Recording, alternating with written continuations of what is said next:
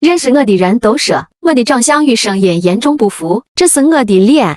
我总是轻描淡写告诉你我的愿望，也给你千言万语都说不尽的目光。